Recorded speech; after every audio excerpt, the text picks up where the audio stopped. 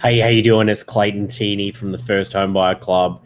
Day 3, lesson 3, 100 lessons in 100 days. Here we go. So today what I wanted to chat about is two things.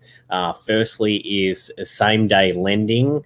And the second thing is big builder slashing prices or ridiculous discounts or, really cheap bill prices on the banners, right? They're only on the banners, and we're going to talk about that in a little bit more moving forward. But first thing I want to focus on is same-day lending. Now, I've had a couple of clients talk to me in regards to getting like cash converter loans or same-day loans or anything that what I call emergency funds, because they've been told off a friend or a family that if they get these loans, especially if you've come from New Zealand or overseas, it's the best way to build up your credit score so that you can purchase something bigger later on. I want you to stop that immediately. So I call same day loans emergency funding, and you got to look at it like this, especially with the banks at the moment. Comprehensive credit reporting, going through the bank statements and ensuring if you can borrow or not. When they're regularly seeing same-day loans on your bank statements, it doesn't matter if you're paying them off in a week or you're paying them off in a month. They're looking at it and going, wow, this person here can't look after their money, and as a result is constantly, every week, having to get same-day loans to get them through the next part. Now, it doesn't matter if you have savings in your account or not.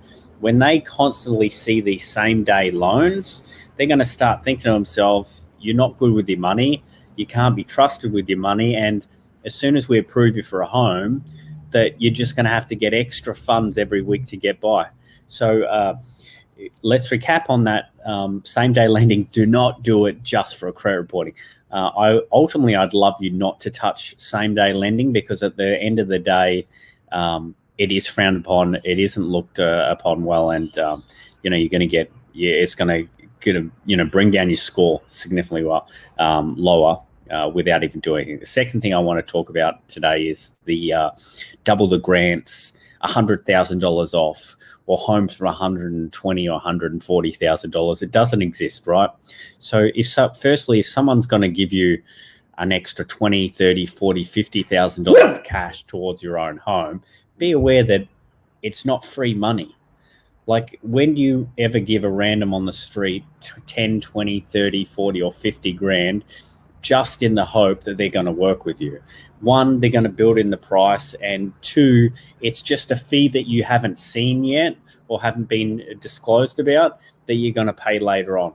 The other thing, and the other one that is really popular at the moment, and again, I'm not here to name builders, but if in the building industry, you'll understand this. And it was funny, I was speaking to a friend of mine, Nathan, in the building industry yesterday, and he's like, it's the biggest pain in his butt at the moment, because we're not silly. If we said to you, or someone said to you, we're going to give you $100,000 off your first home, you're going to be like, man, that's awesome, I'll take it up.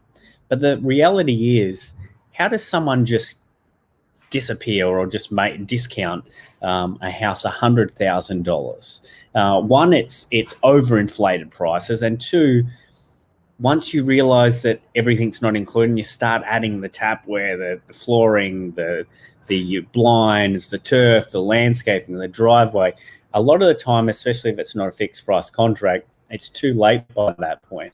You've already been approved for the loan, and all those funds that are now required have got to come out of your own pocket. Now, it's good if you have 50 grand just sitting around to pay for it all, but if you don't, where's that money going to come from? So there's one or two places it will come from. It'll either come, you beg, borrow, or steal it, or you actually have to get some form of personal loan or credit card to pay for this, which then means that your expenses just to get what you imagine was a home is now significantly out. And, that's one thing that we pride ourselves at the First Home Buyer Club.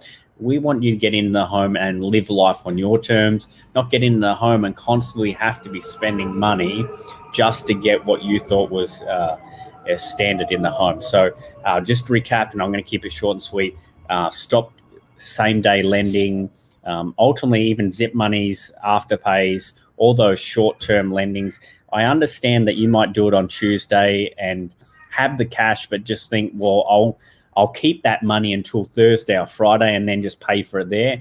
But in the bank size, especially if you're looking at getting a home, the bank size, and they think to themselves, you can't manage your money because you constantly have to get stuff on credit. It doesn't look good. Second thing is, no one gives away $100,000 just for the sake of it.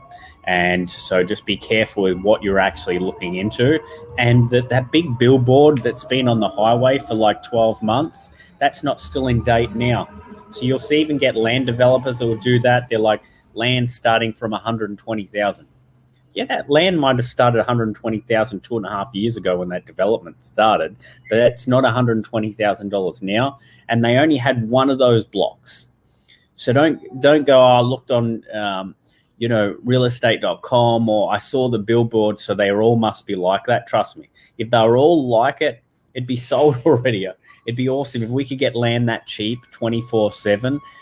We'd have a lot of happy clients, but unfortunately, a lot of the time, especially with land developers, the prices are the price.